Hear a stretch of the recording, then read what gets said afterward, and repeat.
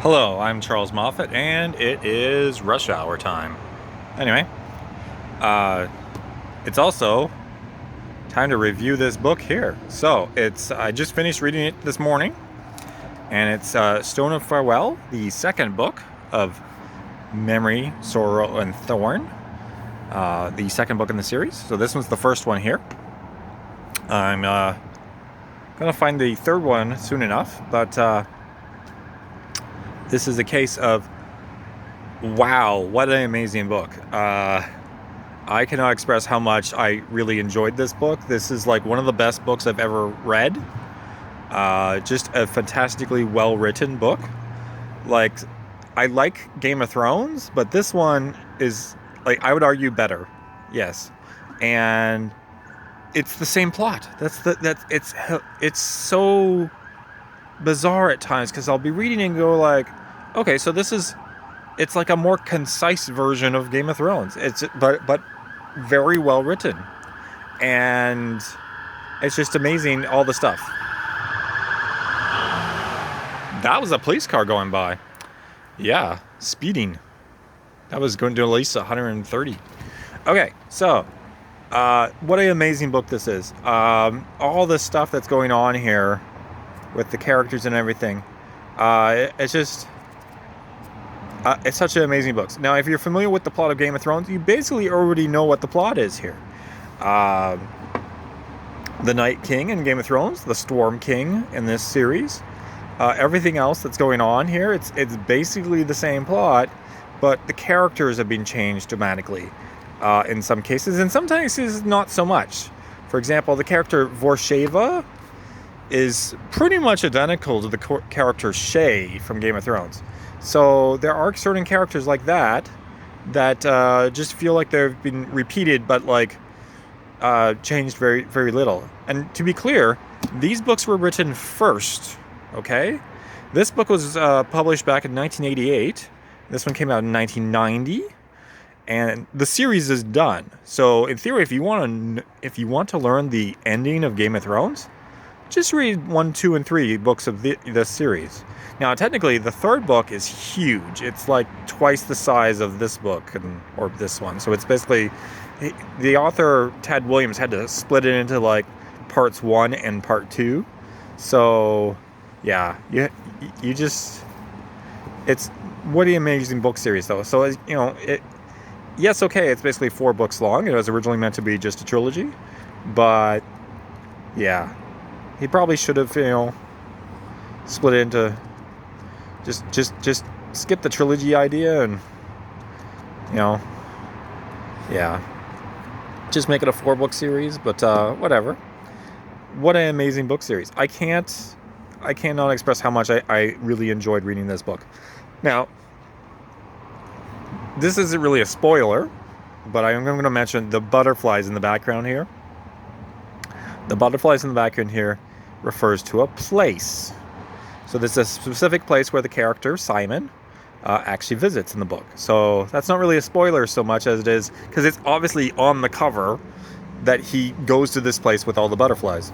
And that is such an amazing place itself.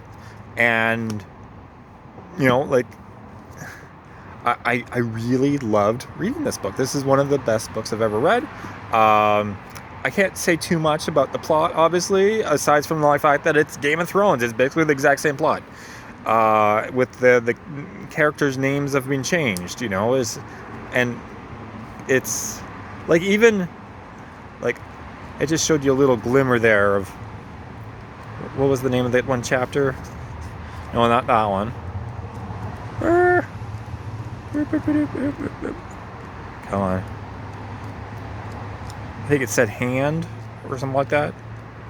Yeah. Anyway, things like that. So there's like the hand of the king that they refer to. Storm's hand. There you go. There's all these different references within Game of Thrones that basically just repeated things that happen in this series of books. So there's things like the hand of the king. There's the red priests. The one character is going around under the name Marya. And if you're familiar with Game of Thrones, there's a character called Arya, who's basically the exact same character. Although in this case, I would say Marya is more like a cross between Arya and Sansa at the same time. So it's like both. And there's various other characters that just, it feels like Daenerys or, and so forth. It's such an amazing book by itself, but the fact that it's like the exact same thing as Game of Thrones at the same time, and I'm going to get to read the ending, which is wonderful because the book series is finished, and it was finished back in the early 90s. Yeah, I could just keep going on and blathering about this, how good this book is. Now, I will say, not a lot of action. If you're the type of person who likes a lot of action in their books, this one will not have a lot. And I'm gonna differentiate here. And if you think in terms of like Conan the Barbarian type stories, those have lots of action. And then there's stories like, say, Lord of the Rings. That has a fair amount of action, but not a lot necessarily. And then there's Game of Thrones, which has a little bit of action. It's like few and far between. Like, you don't get to see a lot of action. This has less action than Game of Thrones. Like, in comparison to Game of Thrones has like way more action than this series does. Okay?